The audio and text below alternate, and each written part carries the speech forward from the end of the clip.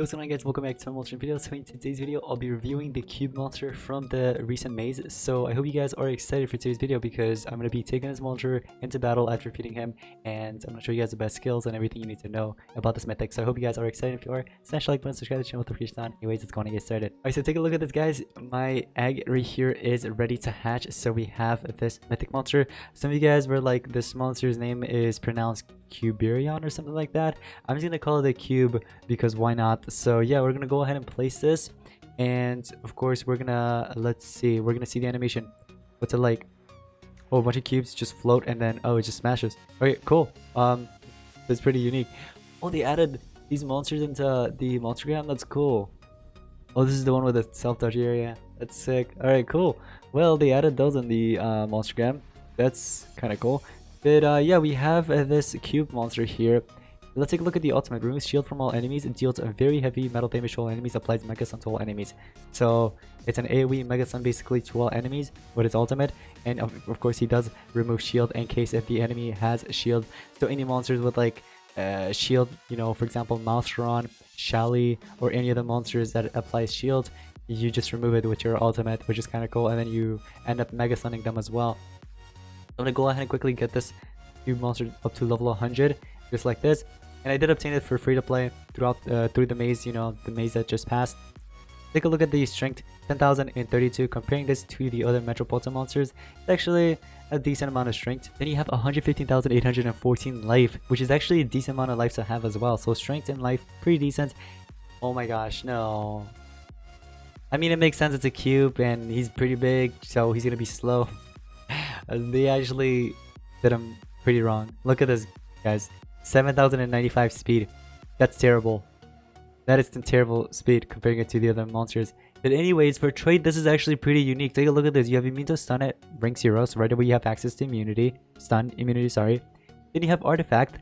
So basically, nothing can hit you. If you try to apply burning or any other tortures like ignition, sunburn, curse, or any of that, it's not going to land on this monster because of the artifact trait. Same with any control effects. For example, possession, stun, freeze, you just name it basically. It won't land on this monster unless this mythic is trait disabled.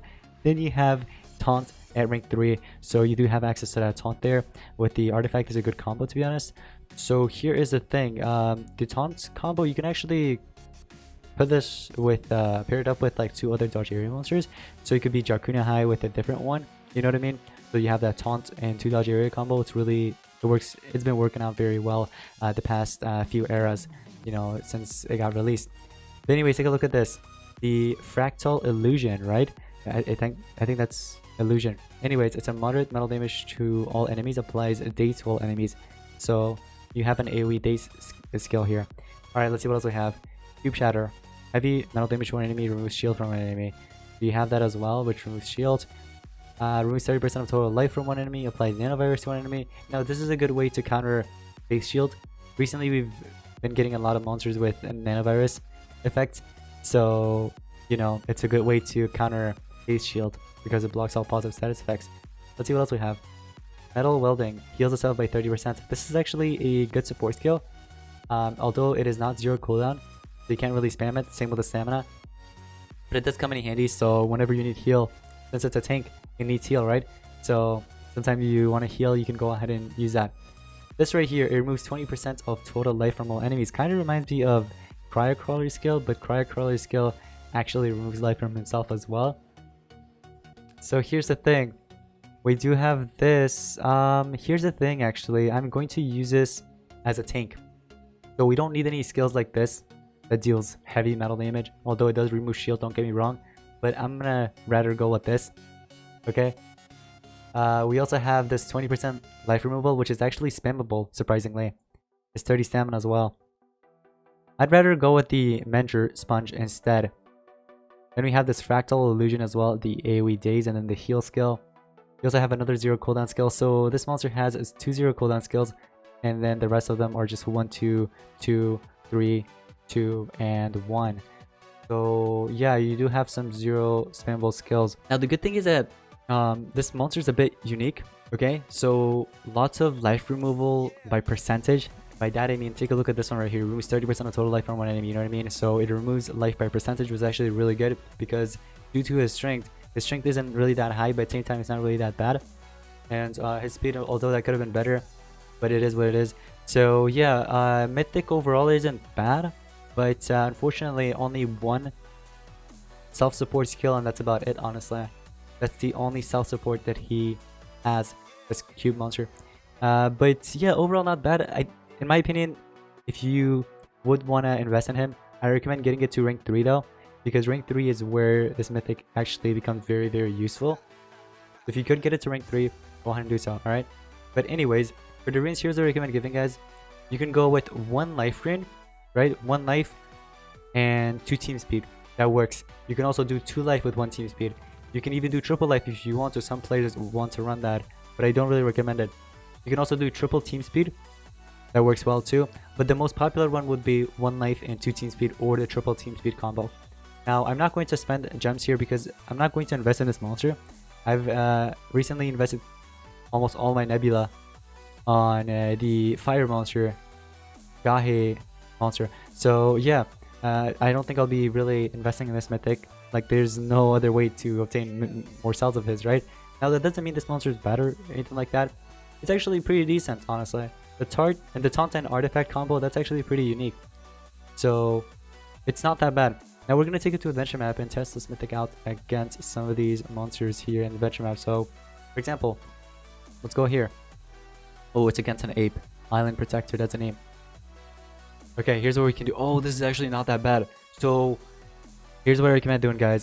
This is actually for those of you that is going to get this monster to rank 3. It is best at rank 3, so if you could get it to rank 3 once again, then go ahead and do so. This is actually pretty good.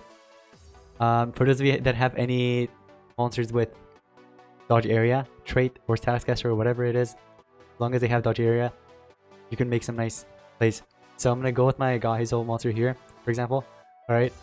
So what I'm going to do, 150, 140, and a 100. Okay.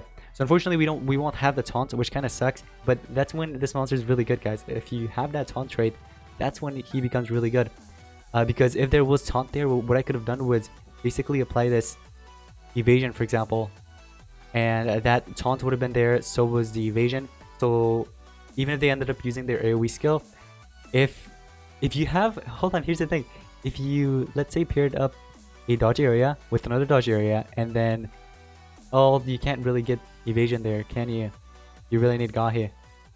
So you can do Gahe, the cube monster, and then that, right? You apply the evasion, taunt would be there. The other monster has dodge area, so they can't really damage these two monsters. Only Gahi will take damage, and you can end up giving it like a face shield, you know, to cover up that damage, or a med pack or something like that. I'm gonna go ahead and give double damage to my attacker there. I'm gonna go ahead and charge up. So yeah, you have that evasion there. It's a good monster right here. Gahi, if you could pair it up with Gahi, this is really good. I'm gonna go ahead and use my AoE skill here. Look at that damage output. And let's see here. Let me actually let the cube get a turn. So the cube removes 20% of total life from all enemies. So you have that. You also have a 30% of total life from one enemy with nanovirus. So let's say I want to do this, right? I play the nanovirus. Let's say if this ape eventually wanted to use a skill that heals himself or something like that. Is that a heal skill? It actually is. Okay, so never mind. It doesn't block heals and stuff like that. But let's say if he had any other skill that actually applied some type of positive, it won't really work out. Like a damage boost, for example, or anything like that. It won't really work out. So yeah. For example, if let's say this ape was on my side, right? And the enemy Q-3R1ON. They actually call him Q-3R1ON. But anyways, the enemy cube, right? If the enemy had a cube monster, and they ended up doing the nanovirus to me, and I ended up using a skill like this, for example, this one, right? If I do something like that, it won't really work because it blocks all positive status effects. Or if this monster had a face shield, it won't really work. Its face shield won't really kick in. So you would end up beating it pretty quickly. Let me see. We're gonna do a AoE daze. Let's do this one. We basically hit them with daze, which reduces their power and accuracy by 25%. We're gonna go and charge up, and the 2 torches will end up eliminating. So that nanovirus eventually, like over time, will continue dealing more and more damage. So it's not that bad. Now for those of you that, let's say, don't have Jarkuna High or Gahe, here are some other combos that you can go with. For example, you can do Pure Panda if you have it to rank 5. The evasion, Statuscaster evasion, you know, the monster, if you have it to rank 3, you know, it'll have evasion plus taunt, so it won't take any damage unless it ends up getting cleansed. Then yeah. Now, the dragon would be a huge threat, especially with the smite talent, because it would use its AoE skill or even single target. Smite will kick in, and guess what? The artifact trait, the immune to stun, and also the taunt will be gone.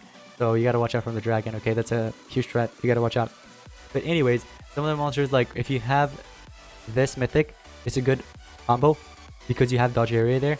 Okay, so any monsters with dodge area, once again. You can even do 2 taunt and 1 dodge area. I've never seen that before, but if you want to do it, go ahead and do so. But yeah, there are many other monsters that you can go ahead and pair up with, and you can have some fun. So what I'm gonna do, oh, Wingsu. I have a 130 Wingsuit too, so I'm gonna basically start off with dodge area Statuscaster, so 2 dodge areas here with 1 taunt. Okay, although I don't have it to rank 3, so that's why I don't have the taunt. But yeah, take a look at this. I can do my double damage. We're gonna charge up. So take a look at this. I have an AoE daze. I have a single target nanovirus, 20% life removal. So yeah, that 20% life removal, it just removes life by percentage. So let's say there was a Megaton monster and you ended up using this, right? You can go ahead and remove the life by 20%. You can end up removing the Megaton's life by 60% basically, because 20, 20, 20, that's 60, right? So you can deal quite a lot of damage there. And if you have Hidden Shift or Frequency Gauntlet or something like that, you can deal extra damage. Now, you can also run this monster with triple speed. That's something I didn't mention. If you want to run it with triple speed, you can. The reason why I didn't mention that earlier is because this monster's speed, once again, isn't really that good. So even if you start off with that first turn, you do that 20% life removal AoE, right? You'll remove, let's say, 60% from the enemy if they have a Megaton, and then Hidden Shift would kick in. It's just that I don't think Hidden Shift would be enough to actually take down the monster. Maybe make it pretty weak, but I don't know about the rest. But yeah, you have a AoE Daze, Nanovirus, Heal skill. We're actually gonna let them get a turn in and attack me, because the thing is, I want to take some damage so I can show you guys the heal skill. So let's say my health was a little down, a little more, right? I could use a skill, and guess what? I healed myself. Pretty cool, huh? But yeah, you can heal yourself by 30% there. Now, one thing I actually forgot is this monster's relic slots. So yeah, for relic slots, you have mask and armor. Armor, you know what? This isn't actually bad. It's not a bad combo. Here are some relics that I recommend giving, guys. For defense, Bertillion's armor would be really good. You could do Rucho's armor for either offense or defense. And then same with Morg's armor, if you want to go with that, you can. And last option would probably be Nebito's armor. But I personally recommend giving in, like, if you have like Rucho's armor, pretty good relic, S tier in my book. And then for mask, there are a couple. And I don't know about Raij's mask, but if you have it and you don't have much else, go with Raij's mask. Dream's mask also work out because you will definitely be damaged by the enemy, right? So you'll remove stamina from them. Dream's mask is pretty good for this monster. Yelchan's mask also works out because it removes stamina and gives this monster shield. You have Balter's mask. No, Balter's mask, don't give that. Waltz's mask, if you have this to rank 2, that's when you'll get the artifact, Waltz's mask will be useless basically. But if you have it under rank 2, then it's a decent relic. You can go ahead and give it, of course. And lastly, Talonay's mask. But anyways, guys, that's going to be pretty much it for today's Monster Gens monster review on this mythic. Let me know in the comments down below what you guys think about him. But yeah, guys, that's going to be pretty much it. Thank you all so much for watching. I'll see you guys next one. Peace out.